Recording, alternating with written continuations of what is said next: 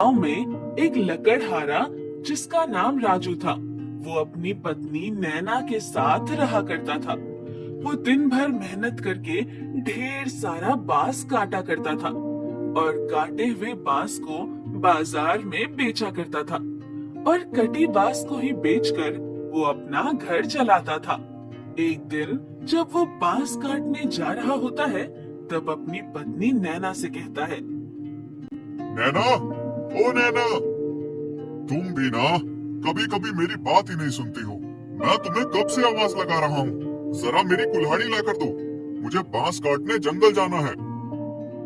ओहो, इतना चिल्ला क्यों रहे हो? अभी आई, जरा ठहरो। ये लो तुम्हारी कुल्हाड़ी।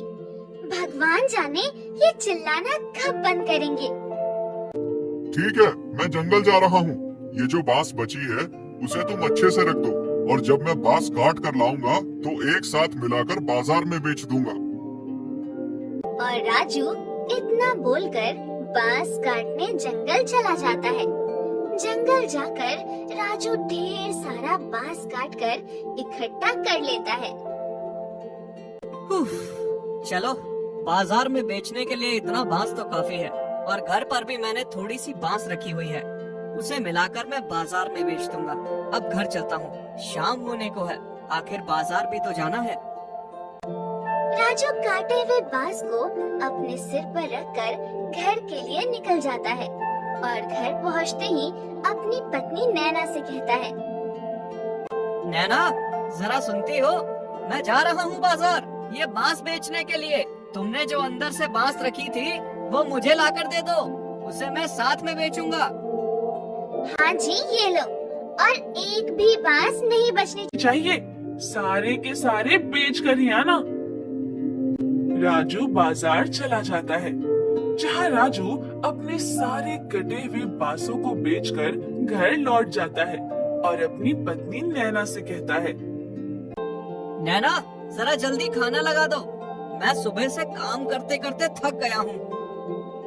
हाँ जी, अभी लगाती हूँ, आप हाथ मुंह धो लो। इसी तरह राजू हर दिन बांस काटकर बाजार में बेचा करता था। एक दिन उसकी पत्नी ने राजू से कहा, अजी सुनते हो, आज मैं भी आपके साथ बांस काटने के लिए जंगल जाऊंगी, ऐसे आपकी मदद भी हो जाएगी। ठीक है भाग्यवान, तुम तो अपनी ही मनमानी करती हो। चलो अब देर हो रही है। फिर दोनों मिलकर जंगल चले जाते हैं, जहाँ राजू बांस काटकर नैना को देता और नैना उस बांस को इकट्ठा करती है। बांस काटते हुए नैना और राजू को घर आने में देर हो जाती है। बहुत सारे बांस काट लिया हूँ, अब घर चलता हूँ। हाँ, तुम बिल्कुल सही कह रहे हो, अब हमें चलना चाहिए। राजू और नैना अपने कटे बांसों को सिर पर उठाकर घर लौट रहे होते हैं। वैसे ही राजू को रास्ते में भूख लग जाती है और राजू नैना से कहता है, ओहो नैना, मुझे तो बहुत जोरों की भूख लगी है। ओहो, आज तो मैं भी घर पर नहीं थी, आज तो मैंने खाना ही नहीं बनाया। कोई बात नहीं, मैं गांव में ढाबे में खा लूंगा। फिर राजू और नैना दोनों गांव के ढाबे में जाकर खाना खाते हैं, जहां नैना को वो ढाबा देखकर एक तरकीब सूझती है और अपने पति से कहती है, अजी सुनते हो, मेरे पास एक तरकीब है, क्यों ना हम दोनों मिलकर कुछ ऐसा ही ढाबा खोल दें जो बांस की बनी हो। हम दोनों मिलकर एक बांस का ढाबा बनाएंगे और इस ढाबे में मैं स्वादिष्ट खाना बनाकर बेचूंगी। तुम्हें तो पता ही है कि मैं बहुत ही अच्छा खाना बनाना जानती हूँ। हाँ, तुम बिल्कुल सही कह रही हो। इस ढाबे के पास एक जगह है, हम दोनों मिलकर उस जगह में एक बांस का ढाबा खोलेंगे। नैना की बात सुनकर राजू अगले दिन अपनी कटी हुई बांस से एक नया ढाबा खोल लेता है। फिर उसकी पत्नी उस ढाबे में स्वादिष्ट खाना बनाना शुरू करती है। इस ढाबे की बात चारों तरफ फैल जाती है, जिससे सारे गांव वाले राजू और नैना के ढाबे पर खाने के लिए आने लगे। आइए आइए, इस नए ढाबे पर स्वादिष्ट स्वादिष्ट खाना खाइए। एक बार खाओगे तो बार बार आओगे। आइए आइए। देखते ही देखते वहाँ गांव वालों की भीड़ हो जाती है, जहाँ गांव वाले राजू भाई, मुझे दाल मखनी और रोटी दे दो। हाँ बहन जी, मुझे भी दाल और भात, उसके साथ स्वादिष्ट सब्जी भी दे दो। हाँ हाँ, मैं अभी आपको गरम गरम खाना देता हूँ। और इस तरह राजू और नैना के ढाबे पर भीड़ लग जाती है, जिसे देखकर नैना कहती है, देखा, मैंने कहा था ना कि अगर हम दोनों भी एक ढाबा खोल दें, तो वो ढाबा चलने लगेगा। हाँ नैना, तुम बिल्कुल सही कह रही हो। तुम्हारे हाथों में तो जादू है। क्या स्वादिष्ट खाना बनाती हो।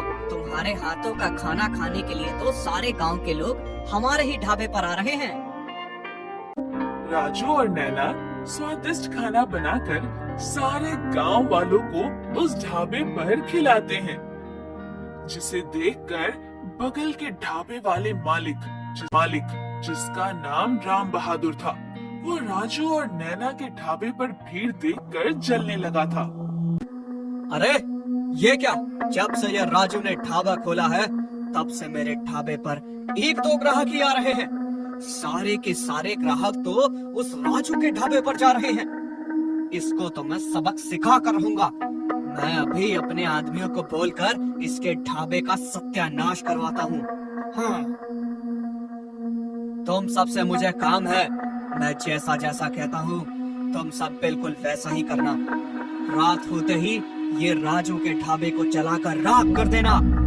तब इसे पता चलेगा मेरे बगल में ढाबा खोलने का नतीजा क्या होता है। ठीक है मालिक, आप जैसा कहते हैं हम वैसा ही करेंगे। राम बहादुर अपने आदमियों से कहकर रात होते ही राजू और नैना के ढाबे पर आग लगा देते हैं और वहाँ से भाग निकलते हैं। अगली सुबह जब राजू और नैना ढाबा खोलने आते हैं, तब वो अचानक देखते हैं, अरे ये क्या भगवान, हम तो लुट गए, मर गए, बर्बाद हो गए। ये हमारे ढाबे को किसने जलाकर राख कर दिया। हाय रे हाय, कीड़े पड़े जिसने मेरे बनाए हुए ढाबे को जलाकर राख कर दिया। भगवान उसका कभी भला नहीं करेंगे। अब हम क्या करेंगे, हमारा ढाबा तो जलकर राख हो गया है। रो मत नैना, मैं कुछ सोचता हूँ। और फिर वो दोनों मायूस होकर आगे की सोचते हैं, जहाँ राजू को उसके दिमाग में एक तरकीब सूझती है और नैना को अपनी तरकीब कहता है। नैना, मायूस मत हो, मैंने कुछ सोचा है। हम दोनों मिलकर फिर से एक नया ढाबा खोलेंगे। मैं कल ही जाकर ढेर सारे बांस काट कर लाऊंगा और फिर से पहले जैसा ढाबा बनाऊंगा। तुम उदास मत हो, इसके लिए भी मैंने कुछ सोचा है।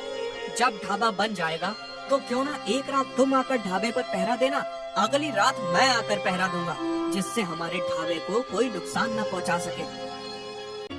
और इस तरह राजू अपनी पत्नी को पहरा देने के लिए कहता है और अगली सुबह राजू ढेर सारे बांस काटकर फिर से दोबारा मेहनत करके एक बांस का ढाबा बना लेते हैं और फिर पहले जैसे ही नैना उस ढाबे पर खाना बनाना शुरू करती है।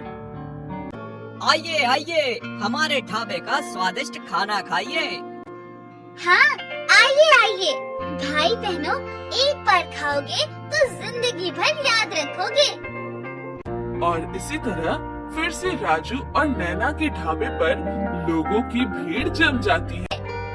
देखा नैना, मेहनत करने वाले की कभी हार नहीं होती। अगर हम उसी तरह रोते रह जाते तो आज हम दोनों फिर से ये ढाबा नहीं खोल पाते। हाँ जी, तुम बिल्कुल ही सही कह रहे हो। आज मैं भी बहुत खुश हूँ। और इस तरह फिर से राजू और नैना अपनी मेहनत करके ढाबे पर काम करने लगे और रात होते ही एक एक करके राजू और नैना उस ढाबे की निगरानी करने लगे, जिससे फिर कभी दोबारा राम बहादुर उसके ढाबे को कुछ नहीं कर सका।